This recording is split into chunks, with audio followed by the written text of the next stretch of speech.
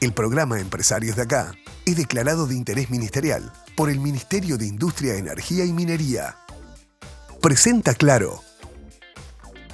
Presenta el siguiente programa Banco República.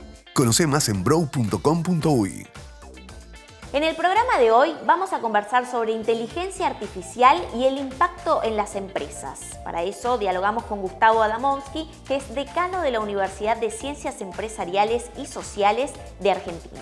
Vamos a hablar en salud ocupacional de visión y cómo cuidar la salud visual en el ámbito laboral con Gabriela Barrientos, que es directora de Semiflex. ¿Cómo se observa el negocio ganadero en la actualidad? Uno de los temas que conversamos con Joaquín Seco, que es director de Campo Mercado.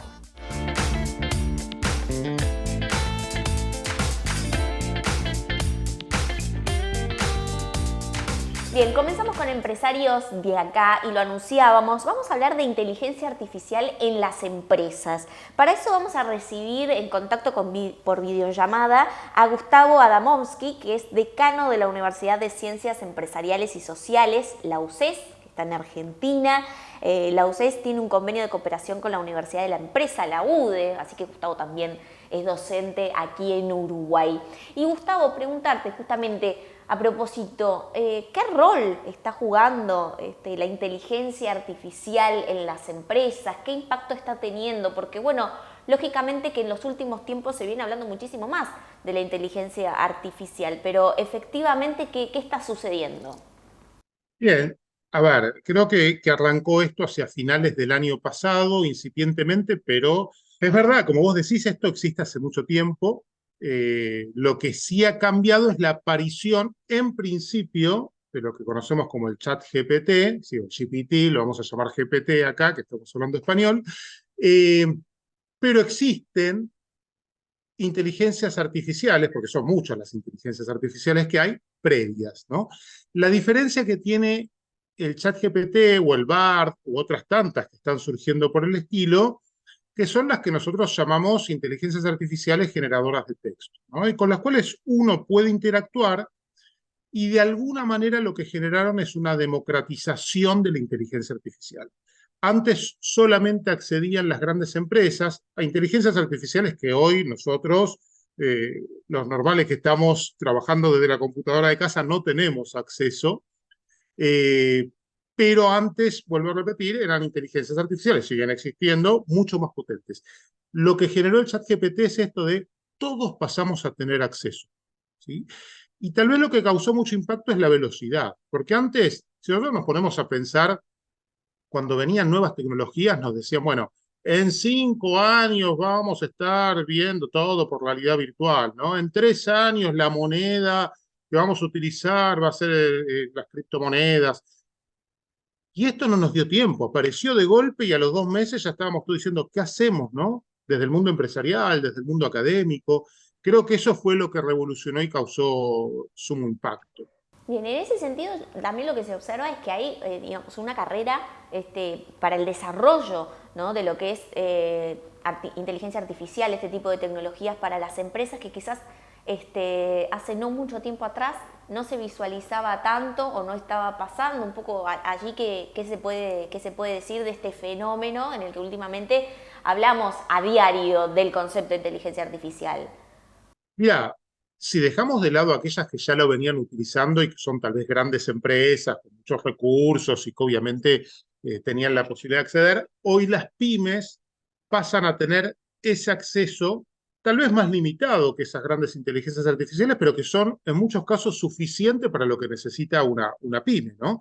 Y claramente le trae beneficios en términos de procesamiento de grandes cantidades de datos, encontrar patrones de conducta del consumidor. Si yo le pongo muchos datos, puede decir, bueno, mirá que las personas que tienen tal y tal característica se comportan de tal manera, pero analizando datos que nosotros, si quisiéramos hacerlo, nos demandaría muchísimo tiempo y hasta tal vez no podamos encontrar esos patrones.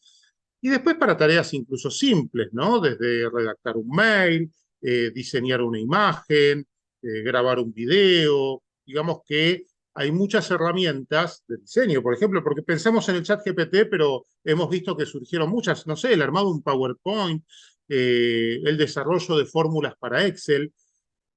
Por lo tanto, pasa a ser casi como una especie de asistente virtual en algunos casos, con ciertas, obviamente va a haber que tomarlo con ciertas precauciones, bueno, después lo conversamos, pero claramente tienen muchas ventajas en ese sentido, ¿no? Les permite procesar grandes cantidades de datos que tal vez antes era mucho más complejo para nosotros, digo, que no tenemos esas grandes inteligencias artificiales.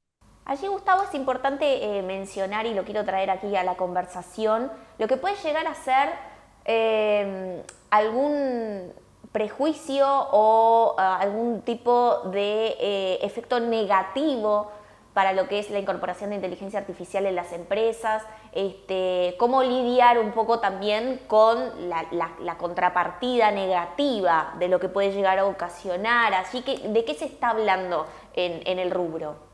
Bien, tomando la última parte de la pregunta y después vamos a la primera, siempre que se generaron estas discontinuidades tecnológicas, ¿no? Y que surgieron otras, eh, se dio ese temor. En la sociedad siempre se dio ese temor. Ahora, si yo me remonto a la historia, cada vez que hubo una revolución industrial, que tuvimos distintas revoluciones industriales, ¿no? Con distintas características y demás, nunca se produjo ese reemplazo de las maquinarias reemplazando a los hombres, ¿no? Claramente para ciertas tareas sí, pero se generan puestos de trabajo nuevos. Por lo tanto, no es que haya una porción de la sociedad más grande que se queda sin trabajo. De hecho, hay estudios realizados en aquellos países que tienen más desarrollada la inteligencia artificial, en los cuales si uno analiza lo que es la tasa de desempleo, son tasas de desempleo nulas o muy, muy bajas. No estoy diciendo que gracias a la inteligencia artificial no hay desempleo. Digo, lo que estoy diciendo es, no generó desempleo. ¿Sí? Probablemente había pleno empleo desde antes y se mantuvo, ¿no? Eh, Creo que tal vez, claramente va a haber puestos que van a ser reemplazados. Eh, Leía un artículo en estos días donde se mencionaba cuáles eran, hay muchos de esos dando vuelta, cuáles son los trabajos que más se van a reemplazar con inteligencia artificial, cuáles menos, pero en este artículo en particular, con bastantes datos, señalaban que tal vez podían ser reemplazados aquellos trabajos que tenían una mayor capacidad, ¿no? Aquellos puestos que requerían de mayor conocimiento, ¿no? Gente que estuviera más preparada a nivel universitario y demás. Es verdad, si lo sintetizamos en la inteligencia artificial puede ser. Yo no soy partidario de esa idea. Pero el artículo dejaba de lado otra parte que para mí es fundamental. Yo lo enmarcaría todo en el concepto de transformación digital, que es la automatización. La automatización sí genera mayores cantidades de desempleo en gente con menor preparación, ¿no? ¿Por qué? Porque en realidad las máquinas les resulta mucho más fácil realizar esas tareas. Yo utilizo mucho como ejemplo, no sé, aquellos, espero que del otro lado no se ofenda a nadie, pero aquellos que cobran los peajes.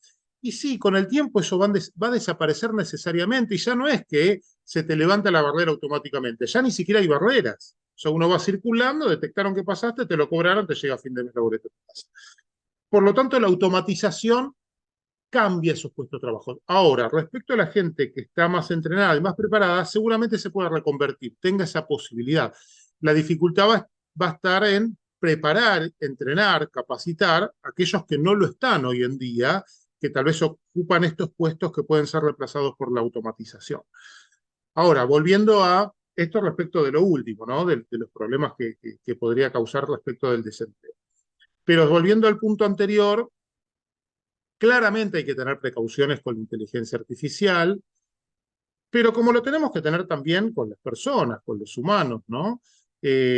Una de las, tal vez de los grandes peligros que muchos mencionan es esto de la inteligencia artificial te inventa cosas, ¿sí? Y es verdad, yo lo vivo cuando lo utilizo.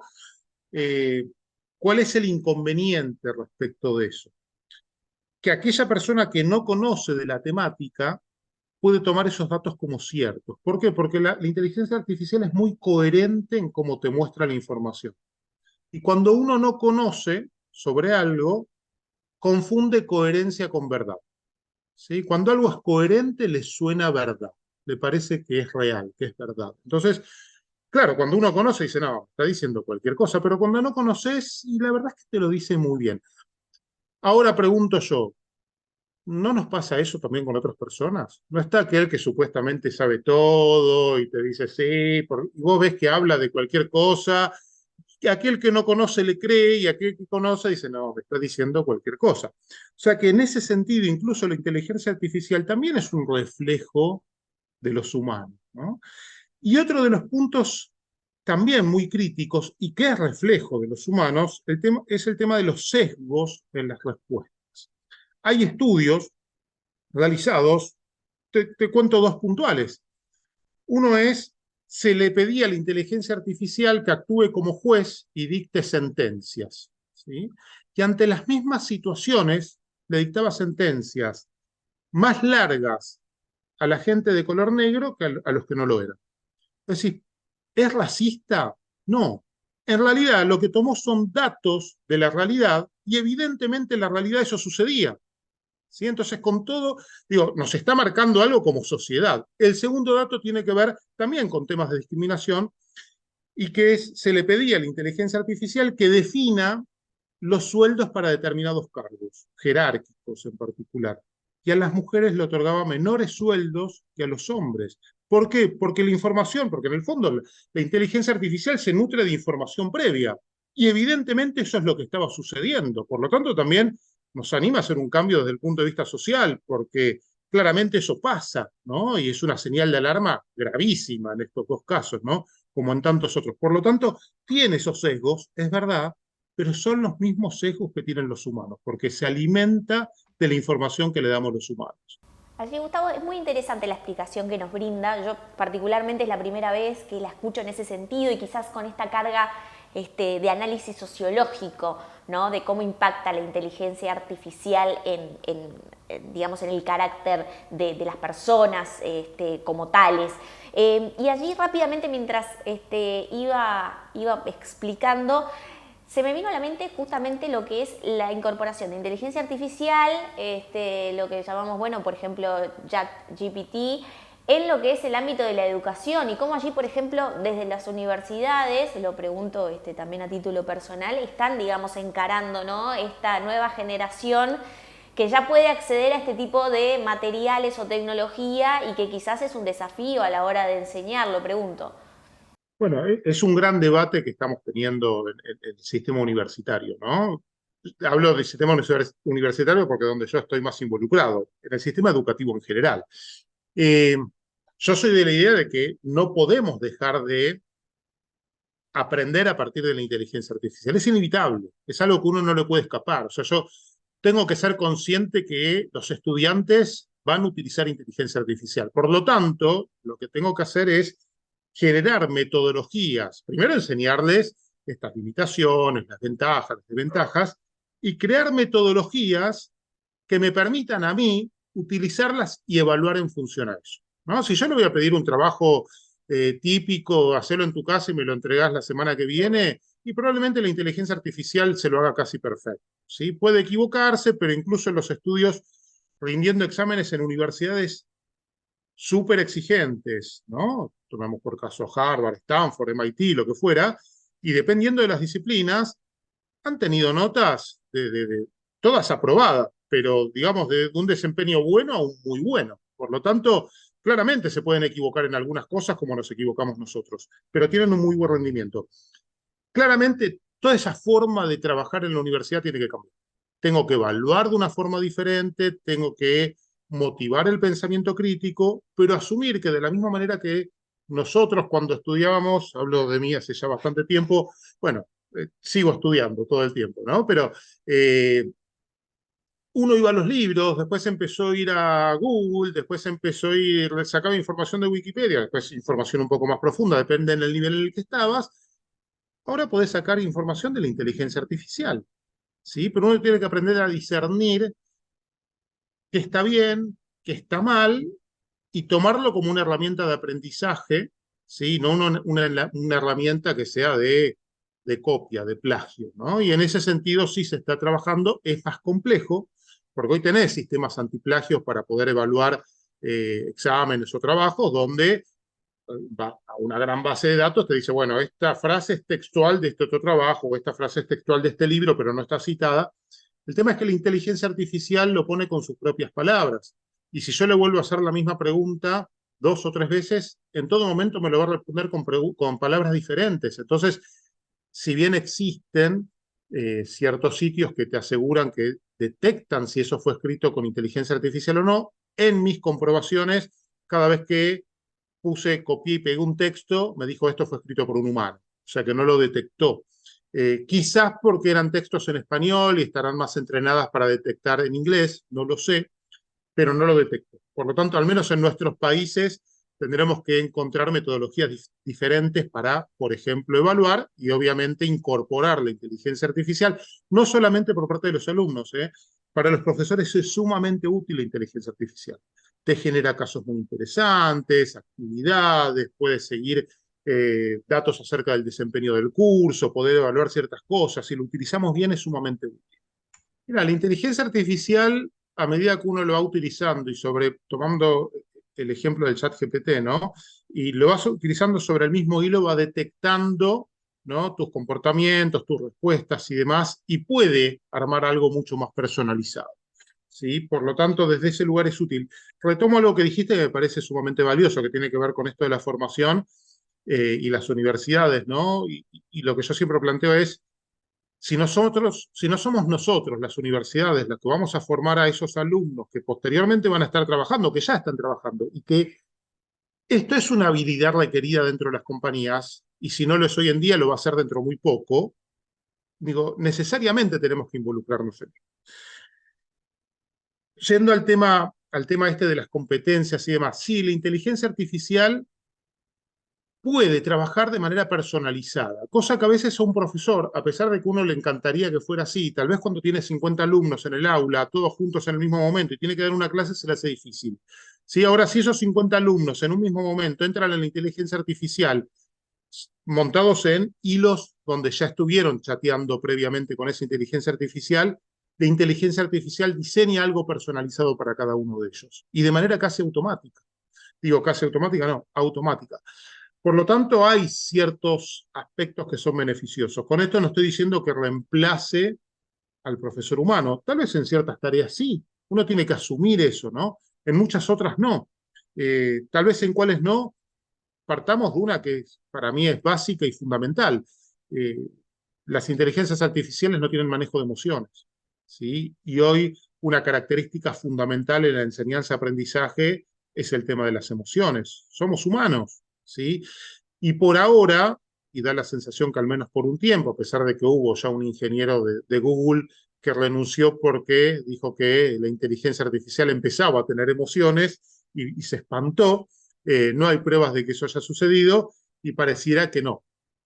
Podrá reemplazarla de alguna manera, tal vez muy escasa, pero la verdad es que no tiene esa empatía y esa cuestión que requerimos, ¿no? Los humanos en nuestras interacciones personales. Entonces, en ese sentido sí hay falencias.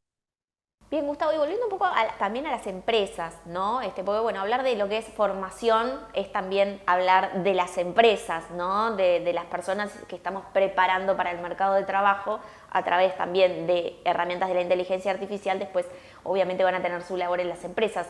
Allí los empresarios, a la hora de pensar roles que puedan ocupar la inteligencia artificial, ¿qué cuidados deberían de tener, por ejemplo, a la hora de, bueno, pensar una estrategia para incorporar este tipo de tecnologías? ¿Qué se puede decir allí? Mira, tenés elementos complejos, algunos que hemos mencionado, ¿no? Esto de la coherencia en la forma que tiene de expresarse y a veces no dar datos reales, ¿sí?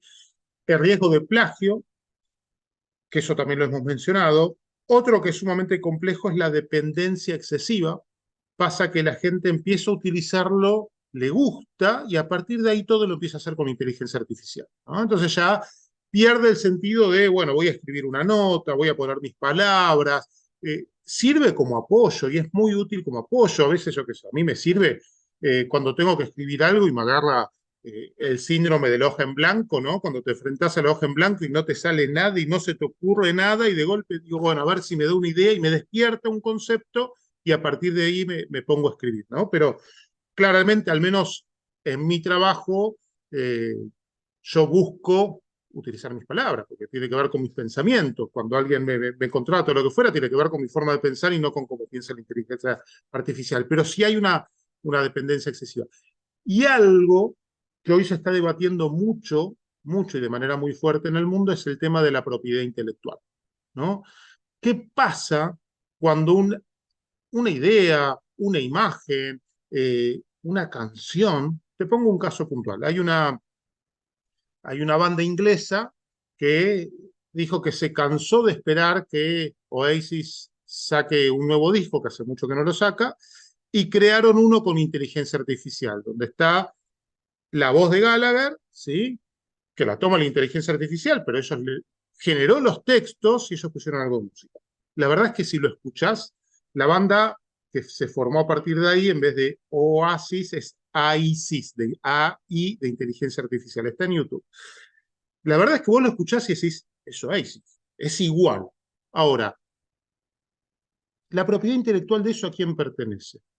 Digo, a la inteligencia artificial o a las inteligencias artificiales que participaron en eso, quién generó el texto, quién generó la música y demás, quién tomó la voz. A Gallagher, que en el fondo tomaron la voz de él. A esta banda inglesa que dijo, bueno, vamos a desarrollar algo dado que no sacan la música. Es complejo. Hubo una resolución hace poquito en Estados Unidos respecto a temas de imágenes y dijo que las imágenes generadas por inteligencia artificial no tienen propiedad intelectual, ¿sí? Pero igual es un tema a debatir donde cada uno de los países lo tendrá que definir. Pero hay una cuestión sumamente compleja en eso, ¿no? Porque, digo, en algún punto hay que regularlo. El problema que tenemos es que en general no, es así, la legislación siempre viene por detrás de la tecnología. La tecnología avanza a pasos aceleradísimos y la legislación nunca da tiempo. Para cuando salió la ley ya la tecnología es totalmente distinta, entonces siempre se llega tarde. Pero ese es uno de los grandes desafíos que hoy hay en las empresas y que tiene que ver con la propiedad intelectual.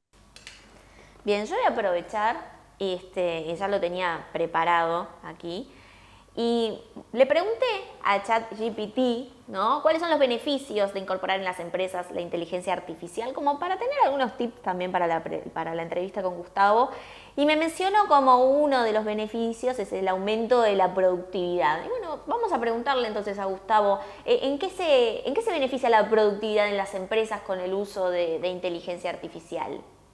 Mira, se da en ambos, porque en realidad el aumento de la productividad en los empleados redunda en un aumento de la productividad en la empresa, ¿no?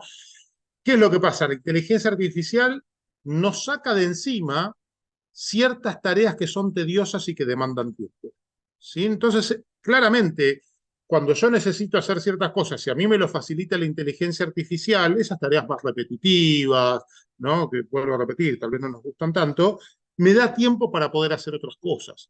Entonces redunda necesariamente en una productividad mayor. Por eso yo considero y veo a la inteligencia artificial como algo que nos viene a ayudar y no tanto como algo que nos viene a reemplazar. Puede ser que eso ocurra en algunos casos puntuales, pero claramente los beneficios que nos va a traer va a ser mucho mayores, al menos en el corto o mediano plazo. No sé qué va a pasar de acá a un largo plazo porque hay que ver qué caminos toma, cómo se evoluciona. No tengo la bola de cristal, ¿no?, para poder definirlo, pero creo que el aumento de productividad se da básicamente por ese sentido, ¿no? Nos da tiempo para hacer muchas otras cosas. Bien, clarísimo. Gustavo Adamovsky, que es decano de la Universidad de Ciencias Empresariales y Sociales, la UCES, en Argentina. También da clases aquí en la Universidad de la Empresa, la UDE. Muchas gracias por estos minutos en Empresarios de Acá y seguramente contemos con tus comentarios en otra oportunidad. Bueno, gracias por la invitación y a disposición para cuando ustedes quieran.